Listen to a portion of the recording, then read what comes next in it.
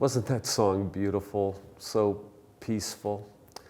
Well, here we are by the fireside, and we're going to share some Christmas thoughts. And my first thought is about the shepherds. They're just doing their normal job, out there at night taking care of the sheep, and the miraculous comes upon them. And I'm thinking this Christmas, so many of us can feel like our lives are mundane or we're just in a workaday routine. And I'm hoping in some way the miraculous dawns upon you this year, maybe at an unexpected moment. One of the things that I've been thinking a lot about, this past week, we were together with the choir and our ministers of music at the prison. And there was so much there, Jim, about life and choices we make and things that happen in our lives. But at some point, as we were singing together, just traditional carols, I looked out and the joy that these guys had within them, you could see glassy eyes. In that moment, I was inspired by what beauty can do. The beauty of choir singing, the beauty of music itself with the piano and the rhythms of a drum, but also the beauty of community gathered together on that moment. And for that one moment, these guys experienced a kind of humanity that I hope all of us experience. So I hope, like those folks long ago who saw angels and saw a baby, those are things of beauty, aren't they? May beauty inspire you to experience Christ, the humanizing power of Christ for all people. Yes, even for you. Oh my, I was talking about the miraculous coming into the mundane, but you just spoke about the miraculous breaking into the grinding and the horrible suffering. Yeah, the gritty. When the beauty came into that. Yes. You know, it's so wonderful you went with the choir to offer a service at the prison.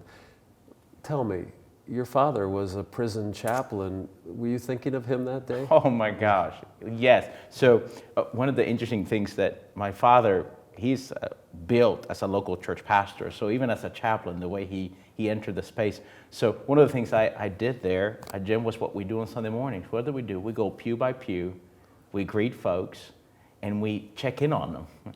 So that was quite a moment, pastoral moment, right? And I remember my dad, who often reminded me that these folks who were in this circumstance were beloved ones of God, and that the church should be right there with them along the way. So that was quite powerful. Boy, you know, I've offered religious services as well in prisons through the years, and there's something so powerful because they get a break from being in their cells, and when they come for service, they are ready to receive. Yeah, there's a hunger for connection and community there. So, you know, Christmas for me is also a time of memories. And I hope you're having some beautiful memories about Christmas past and prior years in your life. What I'm thinking of right now are the churches that I served and my experience of Christmas at these different churches. The first church that I served was in Newport Beach, California, Community Church of Corona del Mar, right near the ocean. And it was my first Christmas as a minister. And I remember reading the scriptures that night, you know, in Matthew 1 and 2 and Matthew 2 and Isaiah. And suddenly, the magic of scriptures opened up for me. I loved the Bible by that point already, but there was a type of majesty and mystery to those Christmas scriptures. You know, it occurs to me that in America we're offered primarily two basic ways to read the Bible. One by more evangelical folks to take a plain reading, to just read what it says literally, a plain direct reading. But then by Christians like us, the mainline Protestants, we tend to go to the more intellectual reading and using historical criticism and all the historical information that places it in context and the scholarship around those passages. I don't think those are the two best options. I tried to engage in a spiritual reading to see, in what way is it speaking to me symbolically and spiritually and metaphorically, and where history and plain reading comes all together into something beyond. Does that make any sense? Oh, the thing that came to my mind was poetry. I love poetry, and often, sometimes I even approach the text, whether it's narrative or poetic itself, it is a play of words, a coming together of me and this text before me. That's how I love, again, like you, I'm uncomfortable with these extremes. I kind of like this play. There's a genre of literature in Latin America called magical realism. Oh, yes. And that really informs my way of approaching the text, keeping some of the mystery that's there, right? I don't have to figure it out. Don't have to figure it out. Yeah. That's what I experienced that Christmas night. I wasn't trying to figure anything out. I was receiving its beauty, like you spoke. And what that has done for me over the years, it's what you encountered that day, is that there are these moments, sometimes a text that I've read a gazillion times just strikes me in such a powerful way. So I hope you were touched by the Christmas scriptures this year.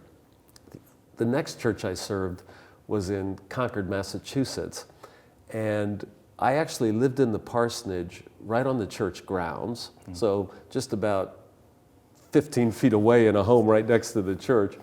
And that first Christmas Eve there, I felt like I was holding services essentially at my house. And so it actually felt to me like a party I was hosting. And it was such a lovely feeling. I lived there, and then people were all coming. I hope you don't have to throw that big and complex of a party, but that sense of folks gathering at home. Yeah, that community. Yeah. And I think for many of our folks who are still at home, like those who might be watching right now, I hope you too get a sense that we're with you in this moment. You're gathering community. We're with you. The church is with you in this moment. The Christ child right there with you, bringing hope and joy.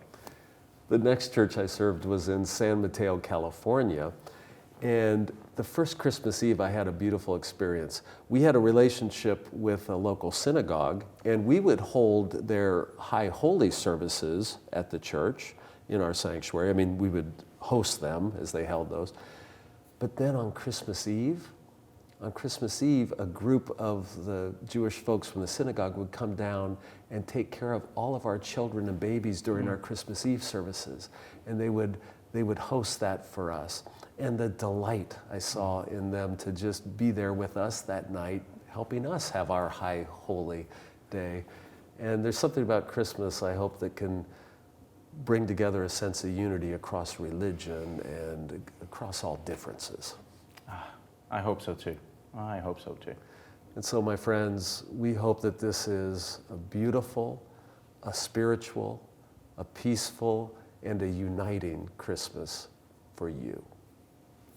We wish you a Merry Christmas, and may God bless you in ways beyond belief. We love you.